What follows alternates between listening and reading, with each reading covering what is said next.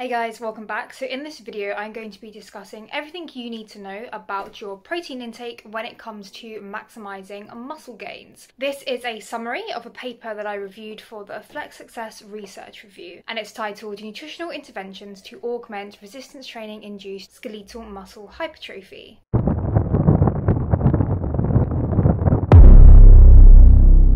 So we know that resistance training is key to inducing muscle growth. How can we optimize our protein intake to maximize the muscle growth and augment our hard-earned efforts in the gym? I'm going to start with a primer on how muscle gain actually occurs. So there are two processes in the body that regulate muscle growth, and those are muscle protein synthesis and muscle protein breakdown.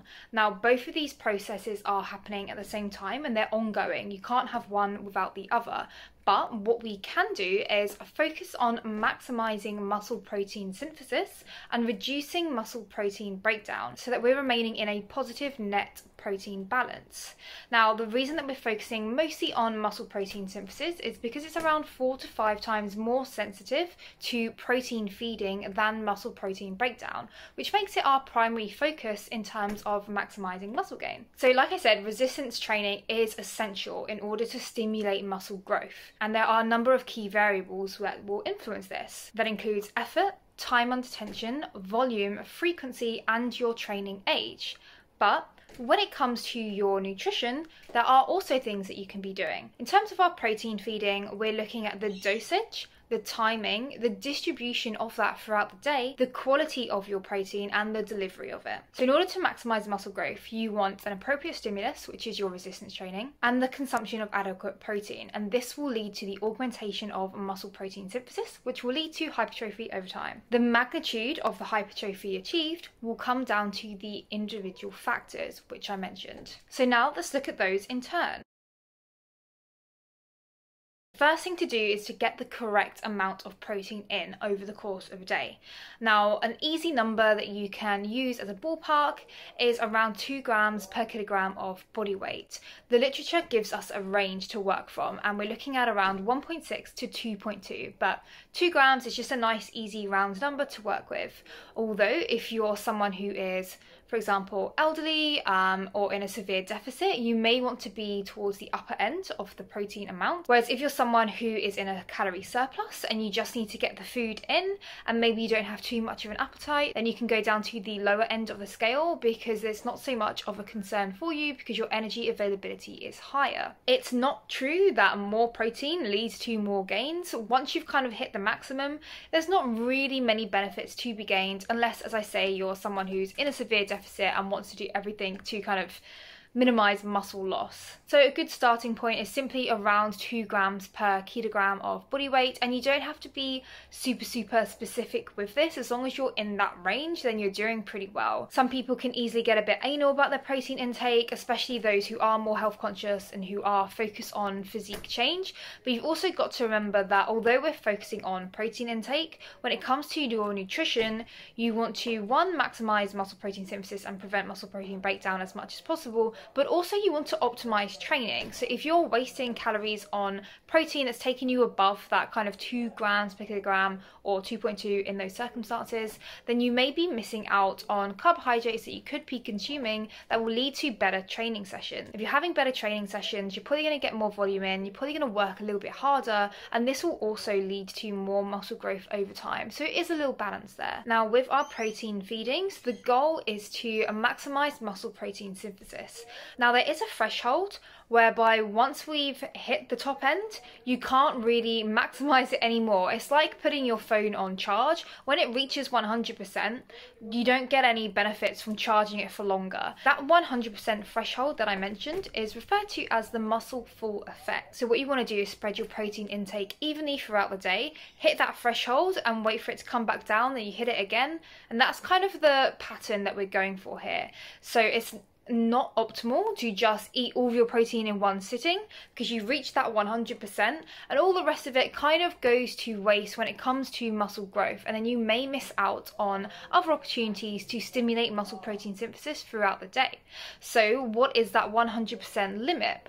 Well, the literature suggests that around 20 to 40 grams per meal is kind of optimal to hit that top end of the threshold. But the majority of the literature that I've mentioned has looked at lower limb resistance exercise, so it's unclear precisely how much we need to stimulate full body muscle protein synthesis, which is why there's kind of a range of around 20 to 40 grams per meal, or around 0.25 grams per kilogram of body weight, because obviously it will be quite different for women and for men. Now, sometimes we get asked, does that mean your body isn't going to absorb more than 20 to 40 grams in one sitting? What happens to the rest of the protein if I do consume, say, 50 grams? Well, the answer is no, nothing is going to go to waste. You've got to bear in mind that protein serves many roles within the body. It's not just geared towards maximizing muscle protein synthesis. So every calorie that you ingest will be used for a purpose or stored for later use. So I wouldn't worry too much about this threshold as long as you're getting in around 20 to 40 grams per meal and hitting your protein intake throughout the course of the day.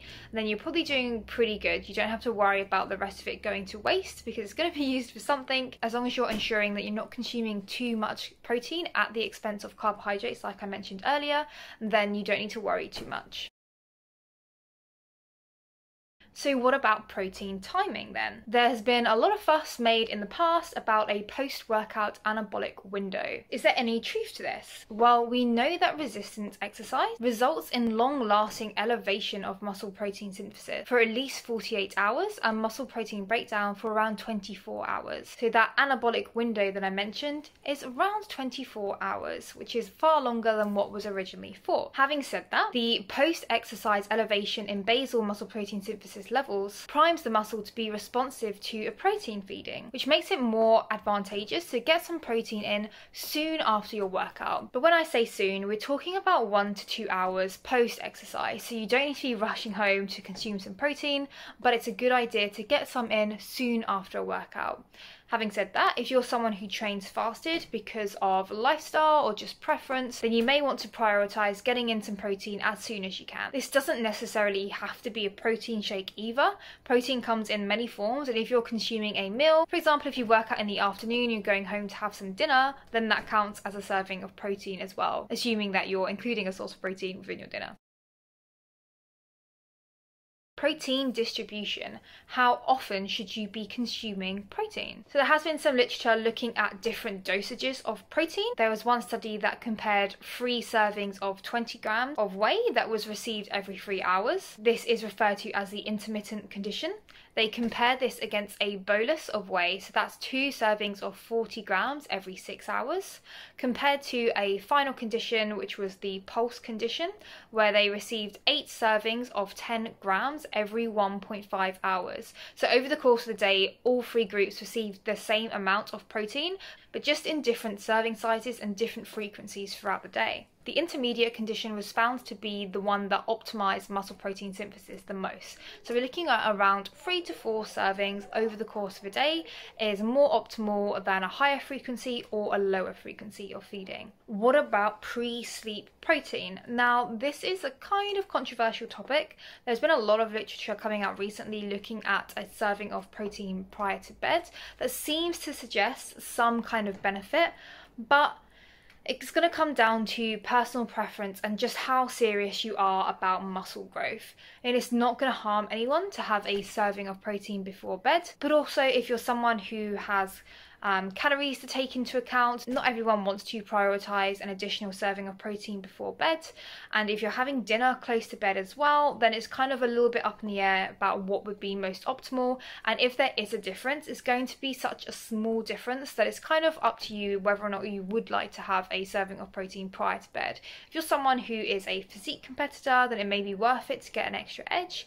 If you're an everyday person who's just going to the gym to feel good and just wants to make the most of it, then it's not necessarily something that you have to aim to do every single day. It's going to come down to personal choice and preference. If you do want to give it a go, then a good general recommendation is to consume around 40 grams of a slow-releasing protein, such as casein protein, or around 0.6 per kilogram of protein before bed. What this is going to do is augment acute overnight muscle protein synthesis and help to limit muscle protein breakdown too. Now, what about protein quality? Does the source of your protein matter? In short, the answer is yes. Different protein sources contain different qualities, and the type of protein source has been shown to have an impact on the rate of muscle protein synthesis. Rapidly digesting protein sources, such as whey and soy, result in a larger but more transient rise in muscle protein synthesis than other sources such as casein. Whole body muscle protein synthesis is stimulated more with whey, whilst whole body muscle protein breakdown is suppressed more with casein. Now, the primary factor behind the differences in the quality of protein is the content of leucine that each source contains. Leucine is an amino acid that is a key driver of the muscle protein synthesis response. There is a threshold to hit. If you're consuming around 2.5 to 3 grams of leucine per mil, then you're optimizing muscle protein synthesis. But you don't have to worry too much about analyzing the leucine content of every single protein source that you reach for if you're someone who eats a lot of animal-based protein sources, because these are higher in leucine. If you're a vegetarian or a vegan, then this may be something that you want to pay more attention to, and you can purchase leucine as a supplement to have alongside your meals if the leucine content of your protein sources is a little bit lower. I'll leave a chart on the side here so you can have a look at different food sources and the amount of leucine that they contain per 100 grams.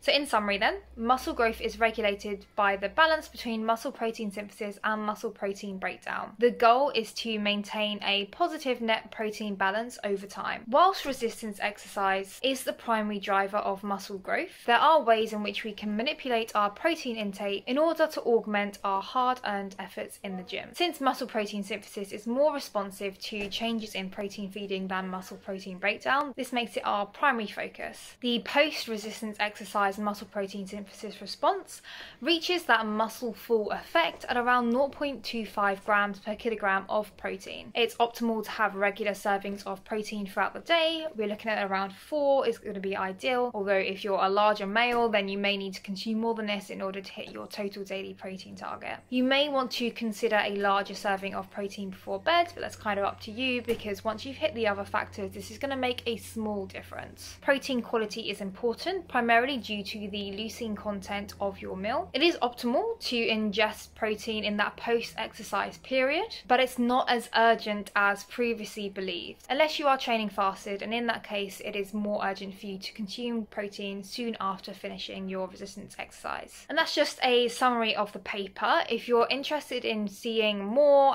seeing some graphs and a PDF of the review, then you can sign up to the research review. All Flex clients have access to, and that is the first paper that we ever reviewed for the Flex Success research review.